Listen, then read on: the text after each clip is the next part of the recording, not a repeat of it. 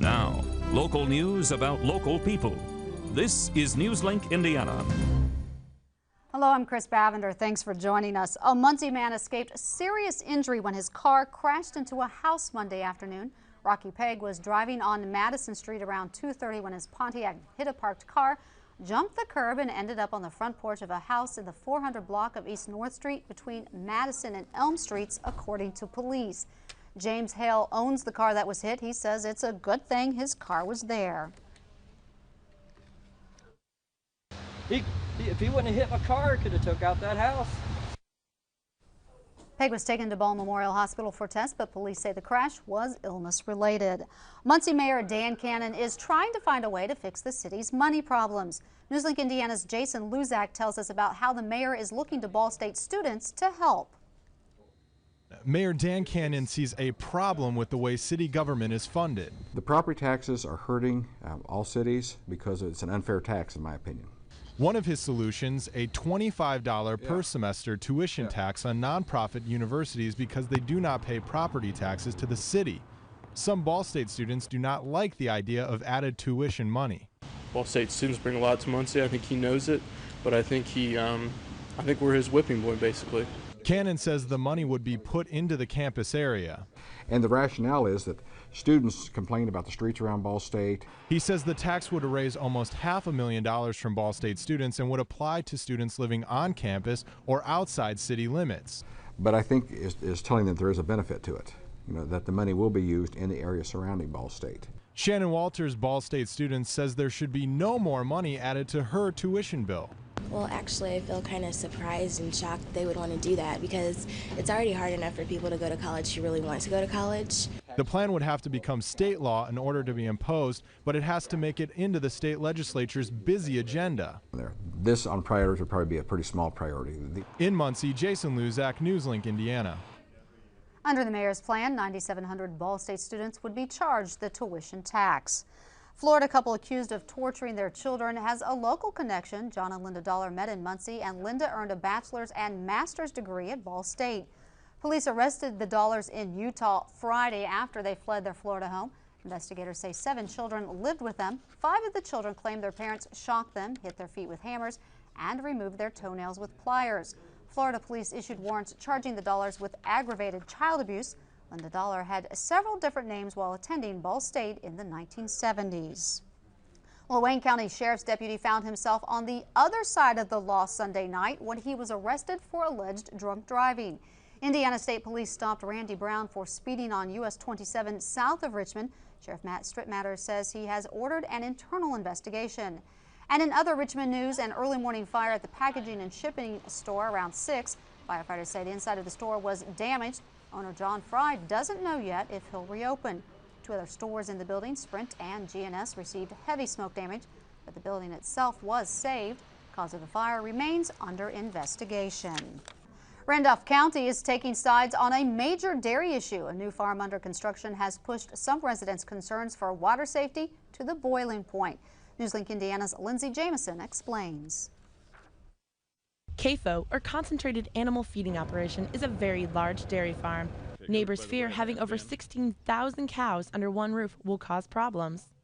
It can be done right, but I don't think that this Reba-Hall company has built a farm yet that hasn't had a violation for water pollution from the manure runoff. Water quality is the biggest concern for most locals. The animal waste will be stored in a 21 million gallon manure lagoon. The lagoon will have dirt walls to help contain the runoff. Owner and operator Tony Goldstein believes there won't be a problem at all. The lagoon is going to be so big, and even with all the rain we're going to have, we're still going to be able to hold the manure for a whole year. Neighbors of the new CAFO are more than a little worried about the nearby creeks that flow right into the White River. Local residents worry that the runoff won't be properly monitored. Just lets them negotiate their fines down to nothing. We say these people need to be licensed and bonded. Goldstein believes so strongly in the safety of his farm, he plans to live right next to it. By building a house, in front of the barns, I'm the guy who lives closest to the barns. The dairy plans to begin milking sometime in late summer. In Randolph County, Lindsay Jameson, Newslink, Indiana. Residents have created an anti-CAFO group and have tried to contact local government officials, but are left with few options to stop the farm. Blackford County will help residents travel outside their community. Newslink Indiana's Jamie Jones explains how locals can get on the bus with the new InterUrban system. In the past, Blackford County reserved one van to transport seniors around town.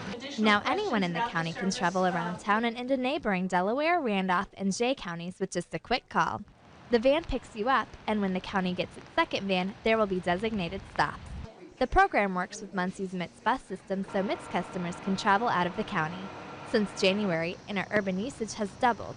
County Commissioner Bob O'Rourke says the county increased funding for the vans by around $7,000. O'Rourke says it's worth it. Number one, not only senior citizens, but everybody in the county can use this transportation. Young people, people out of work that maybe do not have vehicles, people that need to get their children to the daycare. Federal money from the Older Americans Act fund the InterUrban program along with LifeStream. LifeStream donated close to $27,000 to the program. We're committed to helping folks remain independently in their own home. Well, part of that is being able to get out of your home. Other counties, like Grant, hope to also soon offer InterUrban transportation. In Blackford County, Jamie Jones, Newslink, Indiana. The InterUrban runs between 7 a.m. and 6 p.m. weekdays and 10 a.m. to 2 p.m. Saturdays. If you'd like a ride, you can call 1-800-589-1121. Well, Nicholas Ferrari joins us now with a look at weather. Rainy Monday. They always kind of get you down as the song goes. Yes, the rain was the story of the day today. Good news, though, in the next couple days it will be coming to an end. The sun will peek back out, but we do see some rain in our forecast tonight and into tomorrow. We had a crew out in Hartford City today that took this video. You can see the rain on the streets of downtown Hartford City. About a half-inch of rain fell across east central Indiana today, with some more light rain expected tonight into tomorrow. For tonight, look for a mostly cloudy night with some rain continuing. It'll be warm as far as temperatures are concerned, with a low of 41 degrees. Winds will be from the southwest at 10 miles per hour. Precision Cast shows this rain just hovering around tonight. Then by tomorrow morning, it pushes its way out, and then clouds remain throughout the afternoon and the evening. And then a second batch of precipitation comes in tomorrow night into Wednesday, and depending on the temperatures Tuesday night into Wednesday, some of that precipitation could fall in the form of freezing rain. So for Tuesday, a chance of rain in the morning and the late evening, mostly cloudy skies with a high of 43 degrees. Then as we look at the remainder of the week, Wednesday a high of 35 degrees, Thursday a high of 29. We'll see the sun return on Thursday. Friday a high of 35 degrees with some sunshine, and Saturday a high of 40.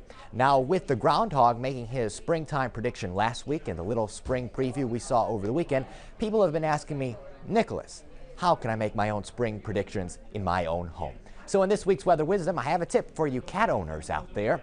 When a cat in February lies in the sun, she will creep behind the stove in March. Now, Chris, I know that you have some doggies at home, and I don't know if this little bit of wisdom has been tested for dogs.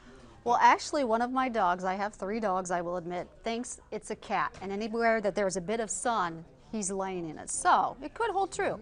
We'll have to check this out. All right, I'll let you know. Okay, thank you, Chris. Thanks, Nicholas. Well, that is Newslink Indiana. For Nicholas Ferrari, I'm Chris Bavender. Join us tomorrow for more news at newslinkindiana.com.